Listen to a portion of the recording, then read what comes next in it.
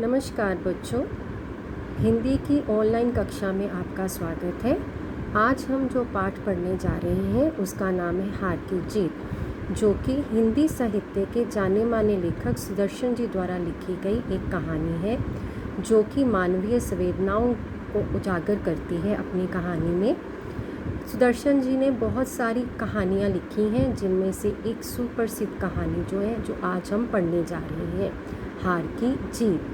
इसमें दो चरित्र हैं, मुख्य चरित्र जो हैं वो हैं दो, एक बाबा भारती और दूसरा डाकू खड़ग सिंह। इन दोनों की कहानी जो है वो हम पढ़ने जा रहे हैं। सुदर्शन द्वारा लिखी गई इस कहानी में मानवीय संवेदनाओं, मानवीय अर्थात मानव संबंधी सुख दुख का अनुभव कराने वाली संवेदनाओं का अर्थ होता है सुख दुख का अनुभव होना के उन सशक्त अर्थात मजबूत शक्तिशाली पहलुओं अर्थात हिस्सों, अर्थात ये कहानी जो है मानव संबंधी, मानव के संबंध में जो सुख दुख का अनुभव होता है उसे मजबूत शक्तिशाली हिस्सों को दर्शाया गया है, जो भाव शून्य अर्थात जिसमें किसी भी प्रकार का कोई भाव नहीं होता, और दिशा से भ्रमित अर्थात भ्रम में फंसा हुआ, शंकित जिसको अपने आप पर संदेह होता है, लोगों को सही राह पर ले आते हैं।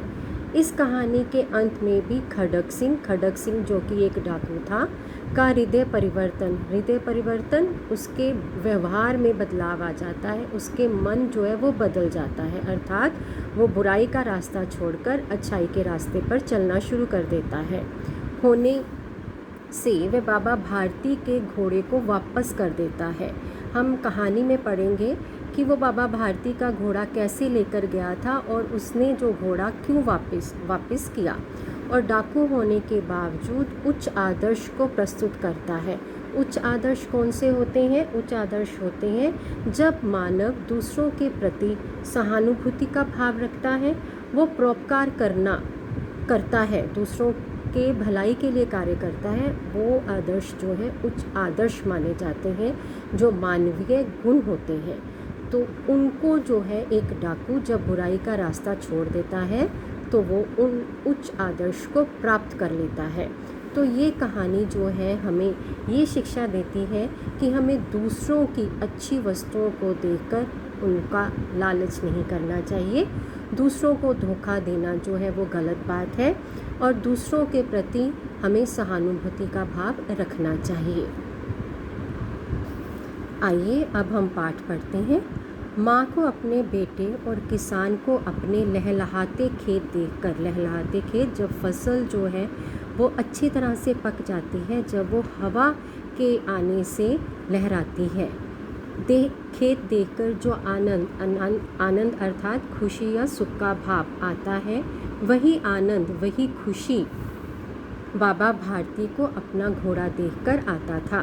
भगवत भजन अर्थात भगवान का भजन करना से जो समय बचता वह घोड़े को अर्पण हो जाता। अर्पण का अर्थ है न्योछावर हो जाता।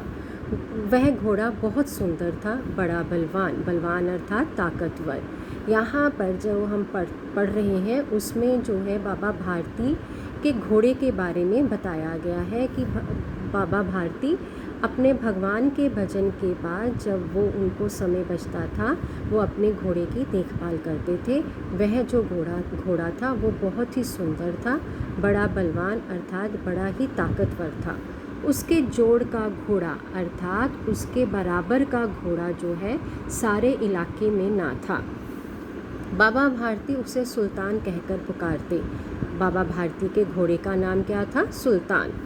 अपने हाथ से दाना खिलाते और देखकर प्रसन्न होते थे, अर्थात सुल्तान को देखकर बाबा भारती जो है वो बड़े खुश होते थे। बाबा भारती गांव से बाहर एक छोटे से मंदिर में रहते और भगवान का भजन करते थे। मैं सुल्तान के बिना नहीं रह सकूंगा।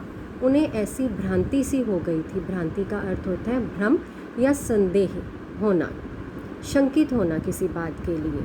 वे उसकी चाल पर लट्टू थे, लट्टू अर्थात मोहित थे। वो उसकी चाल जब वो चलता था तो वो उसे देखकर उस पर मोहित हो जाते थे। कहते ऐसा चलता है जैसे मोर घन घटा को देखकर नाच रहा हो। जैसे मोर जो है बादलों के आने पर, बादलों जब आसमान पर बादल छा जाते हैं वो नाचना शुरू करता है। तो बाबा भारती कहते थे अपने घोड़े के बारे में कि ये ऐसे चलता है जैसे मोर घन घटा को देखकर नाच रहा हो। बादलों की गहरी काली छाया को क्या कहते हैं? घन घटा।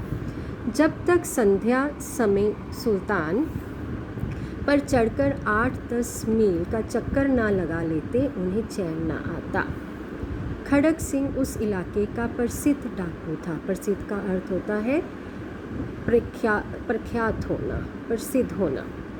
लोग उसका नाम सुनकर कांपते थे। होते होते सुल्तान की कीर्ति अर्थात यश उसके कानों तक भी पहुंची। अर्थात सुल्तान की सुंदरता की जो कीर्ति थी वो डाकू खड़ग सिंह के कानों तक भी पहुंच गई। उसका हृदय उसे देखने के लिए अधीर हो उठा। अधीर का अर्थ होता है बेचैन हो उठा। वे एक दिन दोपहर के समय बाबा भारती के पास पहुंचा और नमस्कार करके बैठ गया। बाबा भारती ने पूछा, खड़ग सिंह क्या हाल है? खड़ग सिंह ने सिर झुकाकर उत्तर दिया, आपकी दया है, कहो इधर कैसे आ गए? सुल्तान की चाह अर्थात इच्छा खींच लाई।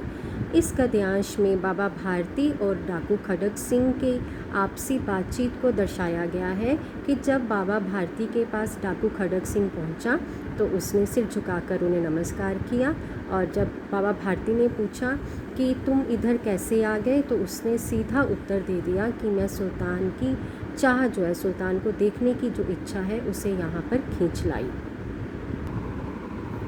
विचित्र जानवर है। विचित्र का अर्थ होता है अनोखा जानवर है, देखोगे तो प्रसन्न हो जाओगे। यहाँ पर बाबा भारती जो है अपने घोड़े की तारीफ़ करते हुए कहते हैं कि ये मेरा जो घोड़ा है वो विचित्र जानवर है, इसको देखकर तुम प्रसन्न हो जाओगे। मैंने भी बड़ी प्रशंसा सुनी है। प्रशंसा का अर्थ होता है तारीफ़ सुनी है। उसकी चाल तुम्हारा मन मोह लेगी। मन मोह का अर्थ होता है मन को मोह लेने वाला। कहते हैं देखने में भी बड़ा सुंदर है। क्या कहना, जो उसे एक बार देख लेता है उसके हृदय पर उसकी छवि अंकित हो जाती है। अर्थात जो भी उस घोड़े को, बाबा भारती के सुल्तान को देख लेता है उसके हृदय अर्थात दिल पर उसकी छवि का अर्थ होता है आकृति, अंकित हो जाना, मतलब उसके मन के ऊपर उसकी जो छवि है वो छा जाती है। बहुत दिनों से अभिलाषा थी। अभिलाषा का अर्थ होता है मन की चाह। किसको अभिलाषा थी? खड़ग सिंह को, सुल्तान को देखने की उसके मन में एक इच्छा थी। आज उपस्थित हो चुका हूँ। उपस्थित अर्थात हाजिर हो चुका हूँ। किसके सामने हाजिर हो चुका है खड़ग सिंह? बाबा भारती के आगे। बाबा भारती और खड़ग सिंह अस्तबल में पहुँचे। अस्तबल जहाँ पर घोड़ों को रखा जाता है, उनकी देखभाल की जाती है। बाबा ने घोड़ा दिखाया घमंड अर्थात गर्व से, कि खड़ग सिंह ने घोड़ा देखा आश्चर्य से। बाबा भारती ने अपना घोड़ा बड़े अभिमान से दिखाया तो खड़ग सिंह ने उनका घोड़ा जो है बड़ा हैरान होकर देखा, क्योंकि सुल्तान बहुत ही सुंदर था। उसने सहस्रों घोड़े देखे थे। सहस्रों अर्थात हजारों, परंतु ऐसा बांका घोड़ा उसकी आंखों से कभी ना गुजरा। बांका का अर्थ होता है सुंदर। सोचने लगा भाग्य की बात है। भाग्य की अर्थात किस्मत की बात है। ऐसा घोड़ा खड़ग सिंह के पास होना चाहिए था। इस साधु को इन ऐसी चीज़ों से क्या मतलब? वो मन ही मन सोचता है कि किस्मत की बात है, ये घोड़ा तो खड़ग सिंह के पास होना चाहिए था, क्योंकि बाबा भारती जैसे साधुओं को उस घोड़े की क्या आवश्यकता है। कुछ देर तक आश्चर्य से, हैरानी से चुपचाप खड़ा रहा। इसके पश्चात उसके हृदय में हलचल होने लगी। बालकों की तरह अधीरता से बोला, परंतु बाबा जी इसकी चाल ना देखी तो क्या देखा? तो उसने बेचैन होकर बाबा भारती से कहा कि अगर इसकी चाल ही ना देखी, अर्थात उसके ऊपर बैठकर सवारी ही ना की गई, तो इसका क्या फ़ायदा देखने का। बाबा जी भी मनुष्य ही थे। अपनी वस्तु की प्रशंसा दूसरे के मुख से सुनने के लिए उनका हृदय जो है वो अधीर हो गया। अर्थात बाबा भारती भी साधु होने, उनमें भी मानवीय गुण थे। उन्होंने अपनी जब घोड़े की प्रशंसा सुनी तो उनका मन जो है वो बेचैन हो गया। घोड़े को खोलकर बाहर गए। घोड़ा वायु वेग से उड़ने लगा। वायु वेग अर्थात वायु की गति से, अर्थात बहुत तेज़ गति से वो दौड़ने लगा। उसकी चाल देखकर खड़ग सिंह के हृदय पर सांप लौट गया, अर्थात वो ईर्ष्या से जल भुन गया कि एक साधु के पास इतना अच्छा घोड़ा कैसे है। वह डाकू था और जो वस्तु उसे पसंद आ जाए उस पर वह अपना अधिकार समझता था। अधिकार अर्थात हक, क्योंकि वो डाकू था, वो लुटेरा था, वो लोगों से अपनी जो चीज़ें हैं जो वो चुराता था, इसलिए उसके हृदय पर सुल्तान को देखकर ईर्ष्या हो गई और वो सोचने लगा कि ये घोड़ा तो उसी का होना चाहिए। उसके पास बाहुबल था, अर्थात शारीरिक शक्ति थी, क्योंकि बाबा भारती जो है वो एक बुज़ुर्ग थे और साधु थे, वो तो किसी पर आक्रमण नहीं कर सकते थे, लेकिन डाकू होने के कारण उसमें शारीरिक शक्ति भी थी और चालाकी भी थी। जाते जाते बोला, बाबा जी मैं ये घोड़ा आपके पास रहने नहीं दूंगा।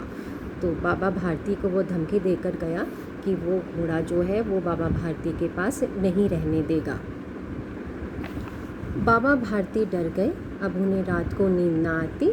सारी रात अस्तबल, अस्तबल अर्थात घोड़े को रखने का स्थान, की रखवाली में कटने लगा। रखवाली अर्थात वो सारा दिन घोड़े जहाँ पर रखे हुए थे, जहाँ सुल्तान को रखा गया था, उसकी हिफाजत करने लगे, पहरेदारी करने लगे उस जगह की। प्रति क्षण हर पल खड़ग सिंह का भय, भय का अर्थात डर लगने लगा रहता। परंतु कई मास बीत गए और वह ना आया। यहाँ तक कि बाबा भारती कुछ असावधान हो गए। असावधान मतलब वो लापरवाह हो गए कि अब तो वो आएगा ही नहीं, और इस भय को स्वप्न के भय की तरह मिथ्या समझने लगे, अर्थात वो इसे एक बुरे सपने की तरह भूल गए और इसको झूठ समझने लगे। संध्या का समय था, अर्थात शाम का समय था। बाबा भारती सुल्तान की पीठ पर सवार होकर घूमने जा रहे थे। इस समय उनकी आंखों में चमक और मुख पर प्रसन्नता थी। आंखों में चमक इसलिए थी कि वो उसकी सुल्तान की सुंदरता देखकर मोहित हो रहे थे, और मुख पर प्रसन्नता इसलिए थी क्योंकि घोड़े की चाल इतनी अच्छी थी कि उस पर सवार होकर बाबा भारती बहुत प्रसन्न थे। कभी घोड़े के शरीर को देखते, कभी उसके रंग को देखते और मन में फूले ना समाते। फूले ना समाने का अर्थ होता है बहुत खुश होना। सहसा, सहसा का अर्थ होता है अचानक। एक ओर से आवाज़ आई। जब बाबा भारती जा रहे थे तो उन्हें जंगल में से एक तरफ से आवाज़ आई, ओ बाबा इस कंगले को सुनते जाना। कंगले का अर्थ होता है गरीब निर्धन। कि किसी ने बाबा भारती को आवाज़ लगाई कि इस कंगले की सुनते जाना, इस गरीब की सुनते जाना। आवाज़ में करुणा थी, अर्थात आवाज़ में जो दया के भाव थे। बाबा ने घोड़े को रोक लिया, उतर कर देखा एक अपाहिज वृक्ष की छाया। अपाहिज का अर्थ होता है अपंग, जो चल फिर ना सकता हो, पड़ा करहा रहा है। करहा का अर्थ होता है दर्द भरी आवाज़ में जो उन्हें बुला रहा है। बोले, क्यों, तुम्हें क्या कष्ट है? बाबा भारती उस अपंग से बोले कि तुम्हें क्या दुख या तकलीफ़ है? अपाहिज ने हाथ जोड़कर कहा, बाबा मैं दुखिया हूँ। दुखिया अर्थात दुखी हूँ, मुसीबत में घिरा हुआ हूँ, मुझ पर दया करो। रामवाला, रामवाला एक जगह का नाम है, यहाँ से 3 मील है, वहाँ मुझे जाना है, घोड़े पर चढ़ा लो, परमात्मा भला करेगा। उस दुखी आत्मा ने उनको बोला कि आप मुझे अपने घोड़े पर चढ़ा लो और परमात्मा जो है आपका भला करेगा, क्योंकि आप भी उस अपंग की सहायता करके भलाई का कार्य करोगे। वहाँ तुम्हारा कौन है? बाबा भारती ने उससे पूछा कि वहाँ तुम्हारा कौन है? दुर्गा दत्त वैद्य, वैद्य अर्थात आयुर्वेद के जो ज्ञाता होते हैं, जो आयुर्वेद की दवाइयाँ देते हैं, का नाम आपने सुना होगा। मैं उनका सुतेला भाई हूँ। बाबा भारती ने घोड़े से उतरकर अपाहिज को घोड़े पर सवार किया और स्वयं उसकी लगाम पकड़कर धीरे धीरे चलने लगे। बाबा भारती उसकी लगाम, सुल्तान की लगाम को पकड़कर धीरे धीरे चढ़ने लगे। लगाम का अर्थ होता है घोड़े के मुंह में लगाई जाने वाली बाग सहित छड़, जो आपने देखी होगी कि घोड़े के मुंह में डाली होती है और उस पर सवार व्यक्ति जो है उसको पकड़कर घोड़े को दौड़ाता है। आज का पाठ हम यहीं तक करेंगे। इसके साथ की जो कार्यपत्रिका है, जो यूनिट में आपको जैसे आनी है वैसे ही दी जाएगी। आपने उसको अपनी हिंदी की नोटबुक पर हल कर लेना है। धन्यवाद।